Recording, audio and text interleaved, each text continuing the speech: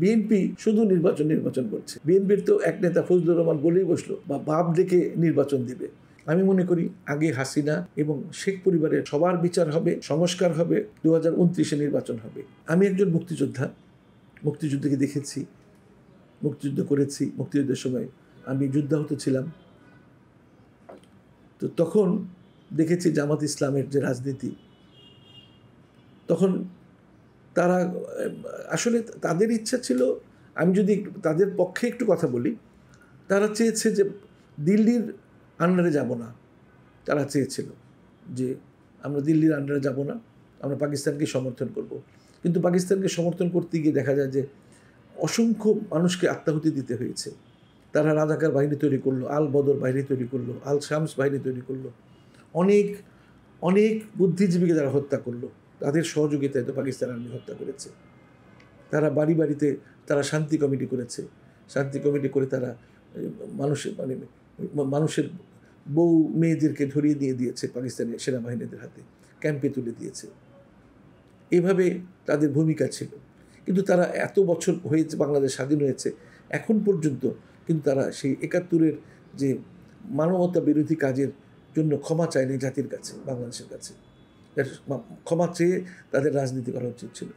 তারা আমি স্বীকার করছি যে তারা এখনকার যারা জামাত ইসলামের কর্মী বা ইসলামী ছাত্র শিবিরের কর্মী, তখন তো ইসলামী ছাত্র সংঘ ছিল, ইসলামী ছাত্র শিবির ছিল না, সেটার নাম ছিল ইসলামী ছাত্র সংঘ।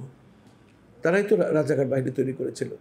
তারা যদি জনগণের কাছে, বাংলাদেশের মানুষের কাছে ক্ষমা চেত যে আমাদের 71-এর আমাদের কর্মকাণ্ড ভুল হয়েছে, আমরা ভুল স্বীকার করছি, তারা একটি বারও বলে না যে আমাদের সেই রাজনীতিটা ভুল ছিল, তাহলে কিন্তু মানুষের জনগণের কাছে ক্ষমা চেয়ে তারা যদি রাজনীতি করতো, মানুষ ক্ষমা করে দিত, তারা রাজনীতি করতো। কারণ এখনকার যারা রাজনীতিবিদ আছে জামাত ইসলামে, তারা তো তখন অনেকের হয়তো জন্মই হয়নি, বা তারা শিশু ছিল, তারা তো রাজাকার কেউ ছিল না। কিন্তু এই একটি কথার জন্য কিন্তু তাদের রাজনীতিটা অনেক দূর আটকিয়ে আছে। তারা একটি যদি আর ক্ষমা চেত, এবং বাংলাদেশ বর্তমান প্রেক্ষাপটকে তাদের ধারণ করতে হবে। এখনও যদি তারা মহিলাদের বোরকা পরিয়ে রাখতে চায়, এখনও যদি পুরুষকে সব কিছু থেকে বঞ্চিত করে রাখতে চায়, এখন পৃথিবী অনেক দূর এগিয়ে গিয়েছে। এখন আপনি 70-71 বা ওই সময়ের মধ্যে নাই। আমি আরও আগের কথা বাদ দিলাম। এখন আর মেয়েদেরকে আপনি বোরকা পরিয়ে রাখতে পারবেন না। এখন মেয়েরা বিমান চালাচ্ছে, এখন মেয়েরা আর্মিতে জয়েন করছে, আর মেয়েরা বিচারক হচ্ছে, মেয়েরা পুলিশ বাহিনীতে আছে, অর্থাৎ সব সেক্টরে মহিলারা আছে। মহিলারা গাড়ি চালাচ্ছে। মহিলাদের এখন ঘরে বন্দি করে রাখতে চান। এখনও যে সংস্কৃতিকে লালন পালন না করেন, বাংলাদেশের যে ঐতিহ্যবাহী সংস্কৃতিকে, সব কিছুকে যদি আপনি ধর্মীয় গণ্ডির মধ্যে ফেলে দেন, নামাজ তো পড়তে হবে, ধর্মকর্ম করতেই হবে, আমরা তো প্রত্যেকে ধার্মিক। আমি মনে করি বাংলাদেশের মানুষ কিন্তু সৌদি আরবের চেয়ে বেশি ধার্মিক, মিডল ইস্টের চেয়ে বেশি ধার্মিক। আমি তো বিশ্বের 40টি দেশে গিয়েছি। আমার কাছে বাংলাদেশ মনে হয়, ইসলাম রয়েছে বাংলাদেশ, পাকিস্তান এবং ভারতের যে মুসলমান তারা ভীষণ কনজারভেটিভ, যদিও ভারত একটি হিন্দু দেশ, এখন আর তারা ধর্ম নিরপেক্ষ বলে না। এখন যদি তারা সেই মানসিকতা রাখতে চায়, তাহলে এই দেশে রাজনীতি করতে পারবে না। তারা যদি বর্তমান প্রেক্ষাপটকে, বর্তমান আর্থসামাজিক অবস্থাকে ধারণ করে, তাহলেই রাজনীতি করতে পারবে।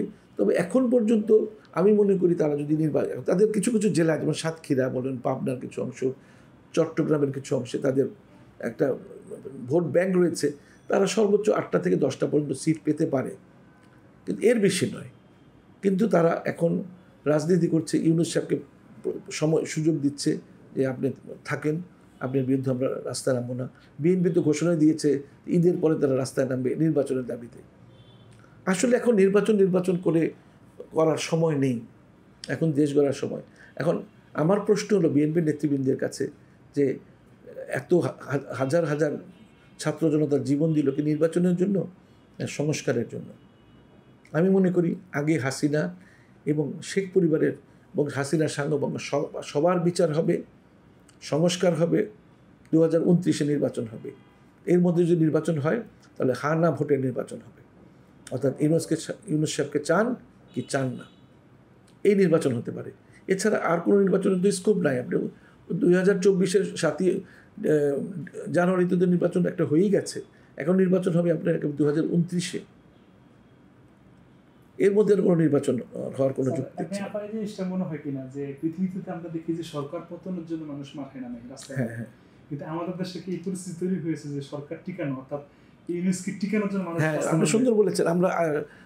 আমরা রাজনীতি করেছি, 16 বছর বিএনপি রাজনীতি করেছে, জামাত ইসলাম রাজনীতি করেছে হাসিনা সরকারের পতনের জন্য, বা আওয়ামী লীগ তখন রাজনীতি করতো বিএনপি সরকারের পতনের জন্য। কিন্তু এখন আমরা রাজনীতি করছি উল্টো দিকে, যে কীভাবে সরকারকে রক্ষা করা যায়। তবে এখানে একটা কথা বলে রাখি, কিছু উপদেষ্টা আছে যাদের কর্মকাণ্ড খুব বিতর্কিত। এই ধরনের উপদেষ্টা, কিছু উপদেষ্টাকে বাদ দিতে হবে। যারা বিতর্কিত নয় তাদের রাখতে হবে, আর যারা বিতর্কিত তাদের সরিয়ে দিলে ইউনূস সাহেবের কাজ করার সুবিধা অনেক বাড়বে। কারণ কি, একটা মন্ত্রী পরিষদ লাগে, উপদেষ্টা পরিষদ লাগে। যদিও ইউনূস সাহেব একাই 100, তারপরে একটা উপদেষ্টার, একটা সুশৃঙ্খল দক্ষ উপদেষ্টা খুব প্রয়োজন। আমি মনে করি উপদেষ্টা পরিষদের সংখ্যা আরও বাড়ানো উচিত, এবং ভালো যারা দেশপ্রেমিক, যারা চোর লম্পট বদমাশ নয়, যারা টাকা পাচারকারী নয়, যারা সেই কুৎসিত ব্যবসায়ী নয়, তাদেরকে আর এই উপদেষ্টা পরিষদে ঢুকানো উচিত হবে না। আসিফ নজরুলের, আমি কারো নাম বলতে চাই, অনেক হচ্ছে, কিন্তু আমি কারো নাম উল্লেখ করতে চাচ্ছি না। আচ্ছা, নির্বাচনকে ঘিরে জামায়াত বিএনপি একটা দ্বন্দ্ব বিতর্ক তৈরি হয়েছে, এটা কি আসলে দেশের জন্য এখন এই মুহূর্তে তো আমি আগেই বলেছি যে জামাত ইউনূস সাহেবের সরকারকে সমর্থন করছে যে আপনারা দেশ চালিয়ে যান, কিন্তু বিএনপি শুধু নির্বাচন করছে। বিএনপির তো এক নেতা ফজলুর রহমান বলেই বসলো, বা বাপ ডেকে নির্বাচন দিবে। আসলে এই ধরনের অশ্লীল লোকদেরকে বিএনপি থেকে না বের করলে বিএনপিরই ক্ষতি হবে। বিএনপি যে কেন বুঝছে না বিএনপির উচ্চমহল, সেটি হতে, উচ্চমহল যে কারা আমি তো তাই বুঝছি না এখন। উচ্চমহলের কিছু বড় লোক ব্যক্তিও উল্টোপাল্টা কথা বলছে। আমি তো যেহেতু বিএনপি রাজনীতির সঙ্গে পরোক্ষভাবে জড়িত, আমার দলটির জন্য মায়া লাগছে। এখন চিন্তা হচ্ছে যে তারেক রহমান দেশে ইমিডিয়েট ফিরে এসে এইসব লোককে বহিষ্কার করে দলটিকে পুনর্গঠন করুক।